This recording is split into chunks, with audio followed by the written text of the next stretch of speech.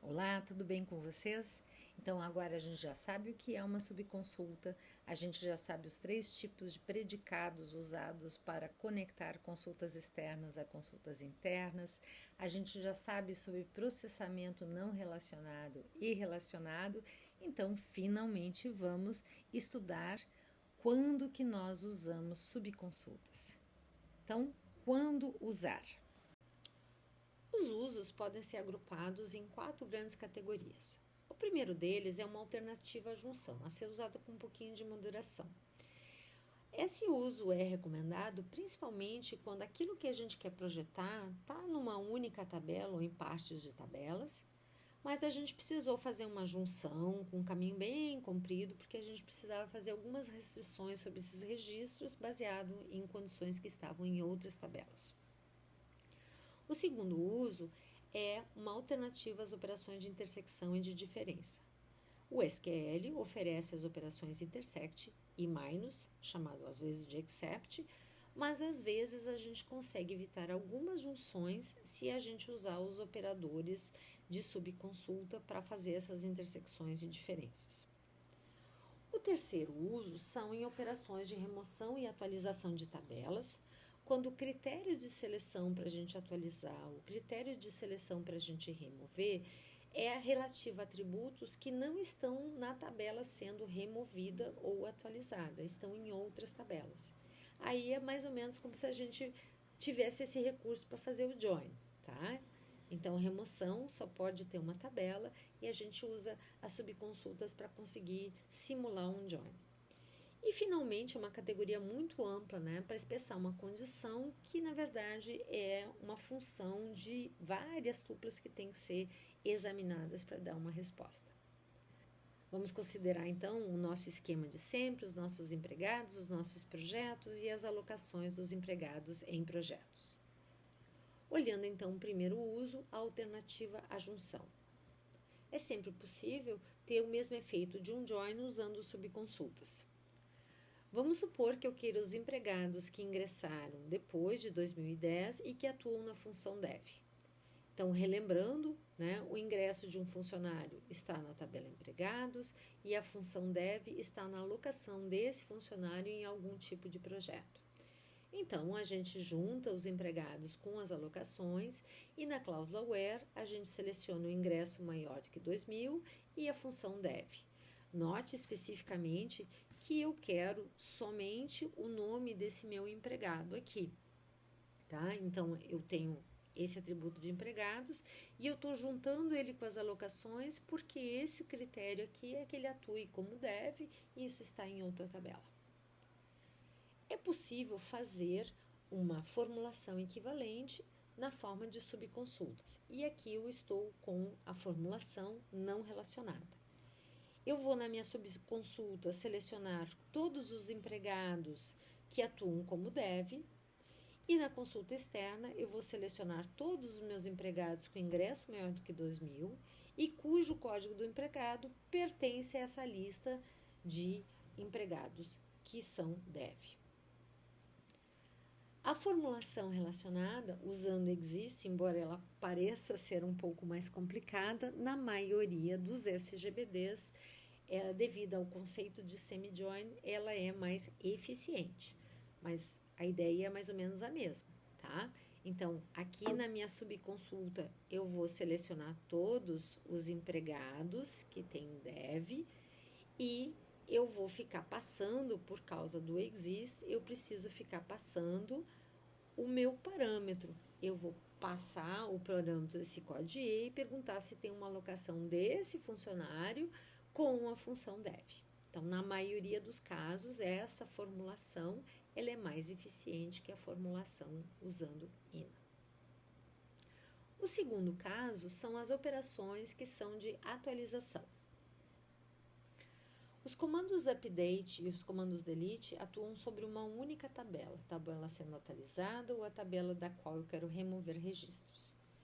Então, se eu tiver um critério de seleção desses registros para serem atualizados ou para serem removidos que não estão nessa tabela especificamente, eu posso usar subconsultas para identificar em outras tabelas esses registros. E aqui eu tenho 2 exemplos que eu vou desenvolver na sequência: remover desenvolvedores que ganham mais que 4.000 e aumentar em 10% salários de desenvolvedores que ingressaram a partir de 2015.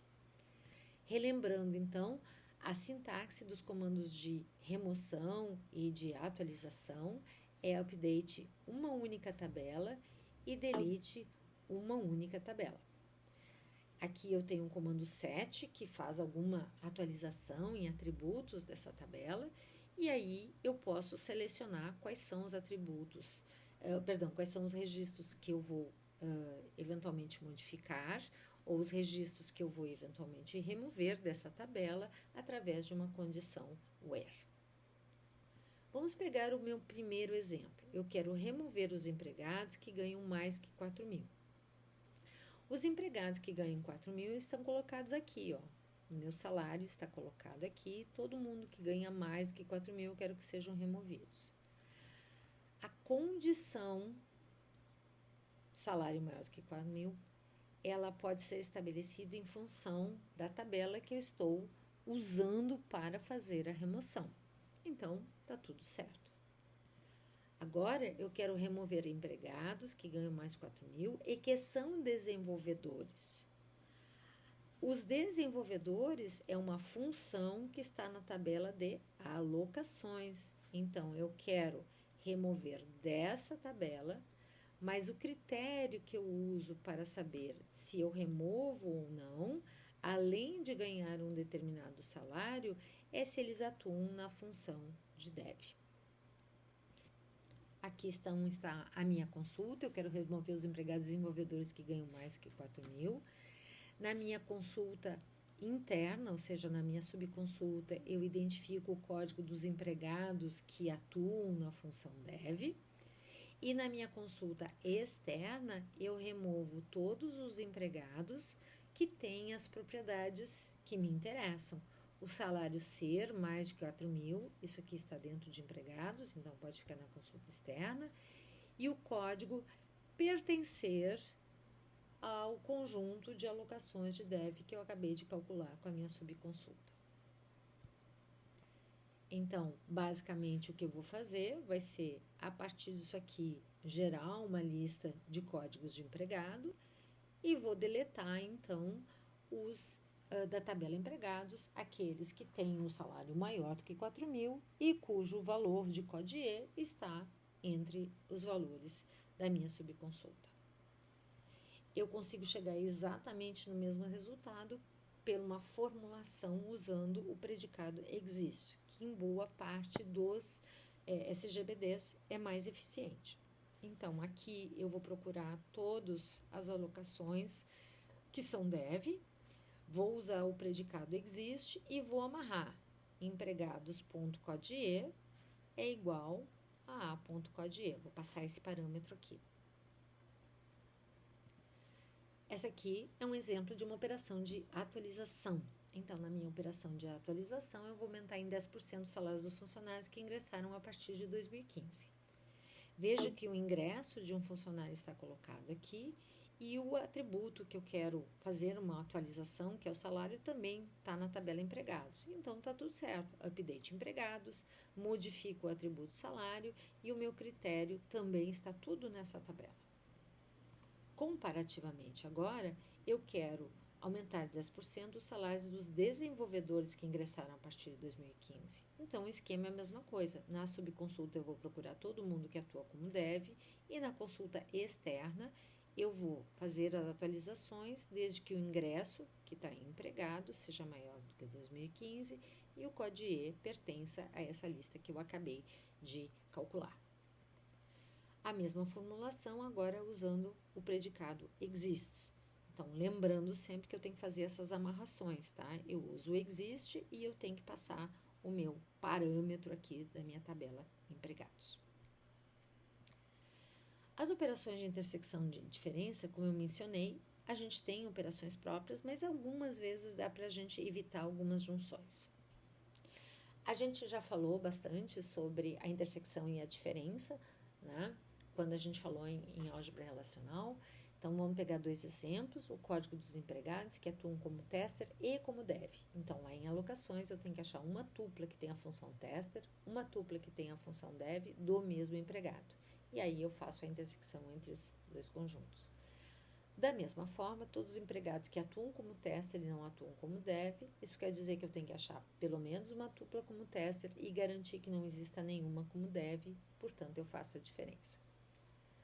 No SQL, quando eu digo que eles têm que atuar como tester e como dev, basicamente o que eu posso fazer é, então, uma consulta para procurar os códigos dos empregados que atuam como tester, uma outra consulta que faz o código dos empregados na função como dev e eu faço a intersecção dessas duas tabelas.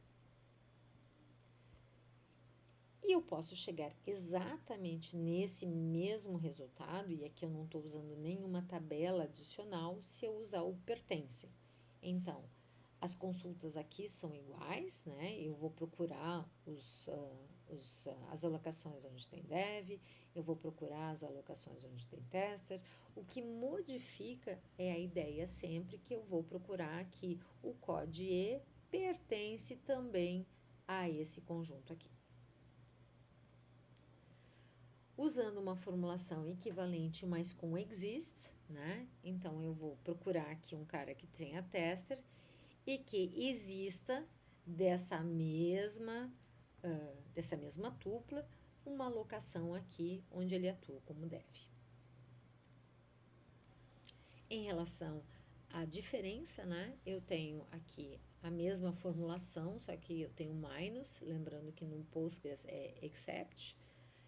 E aqui eu tenho uma formulação equivalente, onde eu procuro todos os testers e digo que o código dele, o CODE não pode pertencer a esse conjunto de CODEs aqui das alocações como dev. A mesma formulação, dessa vez com o not exists, né? Eu uso o not exists e eu passo o meu parâmetro aqui de quem eu diga tem que existir aqui e não pode existir nesse outro conjunto. No que faz a diferença? Até agora eu estava falando sobre código dos empregados que atuam como tester e como dev. Imagine agora que eu quero o nome dos empregados que atuam como tester e como dev. Se vocês se lembram, nas operações de conjunto do SQL eu preciso ter esquemas compatíveis. Então eu tenho que ter duas operações de select nome para ter esquemas compatíveis. Como o nome está na tabela empregados, né, eu agora, além de procurar as alocações de tester e as alocações de dev, eu preciso juntar isso aqui com os empregados para achar os nomes. Então, eu fiz uma junção aqui e outra junção aqui. Por que fica um pouco mais eficiente? Porque agora eu posso fazer apenas uma junção aqui, né, para ter o meu nome, e eu posso procurar as alocações que são de tester e cujo código do empregado pertence à função dev. E finalmente temos uma última categoria um pouco mais difícil de definir. Ela basicamente envolve uma condição que não está em uma tupla só, e eu tenho que examinar uma série de outras tuplas para garantir essa condição. Então, eu coloquei aqui alguns exemplos para dar uma noção para vocês. Então, exemplos desse tipo de consulta é o nome do empregado mais bem pago, o empregado com o melhor salário de cada projeto, o nome dos empregados que não atuam como testador, o nome dos empregados alocados em todos os projetos onde a Maria foi alocada, ou os empregados que não foram alocados em nenhum dos projetos onde a Maria foi alocada. Essas duas últimas questões vão ser objeto de uma aula específica. Tomando o exemplo do nome do empregado mais bem pago, por que ela é uma consulta cujo resultado depende de várias tuplas? Porque para saber se é o João, a Maria, o Pedro ou a Aline que são os mais bem pagos, eu tenho que olhar o salário de todos eles e aí determinar, olha, o maior de todos aqui, por acaso, é a Maria e a Aline. São eles os mais bem pagos. Então, eu preciso olhar em todas as tuplas para descobrir quem é o mais bem pago. Bom, A gente sabe responder rapidamente qual é o salário mais bem pago pela companhia, o maior salário. E a gente faz isso usando as funções de agregação que vão me dar o maior salário. Mas eu não quero saber o maior salário. O maior salário aqui é o salário de 10 mil. Eu quero saber quem é que ganha esse salário. Então, uma solução é juntar essas duas consultas. Eu tenho uma parte que é uma subconsulta que me faz descobrir o maior salário e eu tenho uma parte externa que pega dos empregados aqueles que ganham este salário. Este segundo exemplo, que é o nome dos empregados que não atuam como testador. E por que é que eu preciso olhar em várias tuplas? Vamos contrastar com a consulta o nome dos empregados que atuam como testador.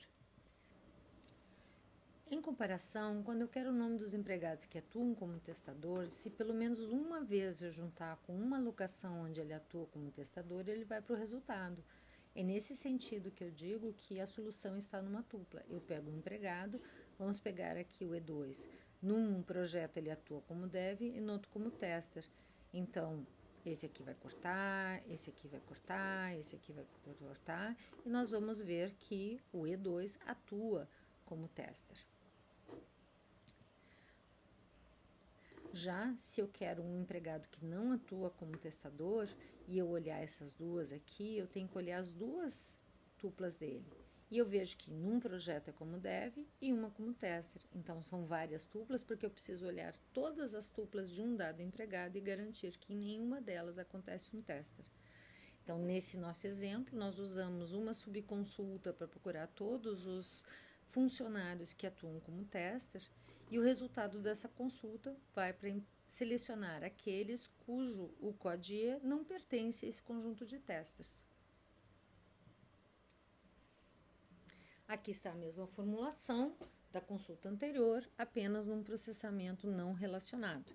Então, eu troquei o not in por um not exist e amarrei, né, dizendo, olha, essa alocação que você está funcionando tem que ser desse empregado que vem lá de fora. Num exemplo bastante parecido, se eu quiser o maior salário pago por cada projeto, eu preciso encontrar, né, para cada projeto, o nome do empregado com o maior salário. Eu sei fazer isso na forma de um group by. Para cada um dos meus projetos, eu posso projetar o maior salário. Mas o que eu quero fazer aqui é não saber qual é o maior salário de cada um dos projetos. Por exemplo, no P1, o maior salário é o da Maria e no projeto P2, o maior salário é o do João. Então, o que eu quero não é saber qual é o maior salário, 10 ou 5 mil, eu quero saber quem é que ganha esse salário. Portanto, o que eu vou fazer? Eu vou procurar o maior salário para um dado projeto e esse projeto aqui vem lá de fora, né? Ele vem daqui. Então, me procura o empregado com a alocação de tal forma que ele trabalhe num dado projeto e ele ganhe um maior salário. Esses últimos exemplos todos são condições expressas sobre várias tuplas, mas tem uma leve diferença entre eles. Em preto eu quero o código do empregado que trabalhou em pelo menos um trabalho onde a Maria trabalhou. Isso quer dizer que eu vou para o resultado se eu achar pelo menos uma alocação em um dos projetos onde a Maria trabalhou. Então, eu olho todos os projetos da Maria e me procuro se eu trabalhei num desses. Nesse sentido, é 1 contra N. Já os empregados alocados em todos os projetos onde a Maria foi alocada, precisa comparar todos os meus projetos, várias tuplas, contra todos os projetos da Maria, várias tuplas. Então, são comparações de conjuntos de tuplas para que seja verdadeiro. A mesma coisa do não ter sido alocado em nenhum dos projetos. Eu tenho que pegar todos os meus projetos e garantir que não existe, dentre os projetos da Maria, nenhum em comum. Nós veremos essas duas consultas em vermelho numa aula específica. Tomando o primeiro exemplo, o código dos empregados que trabalharem em pelo menos um projeto em que a Maria trabalhou. Eu busco todos os projetos da Maria, Os projetos da Maria são esses aqui, o P1 e P2.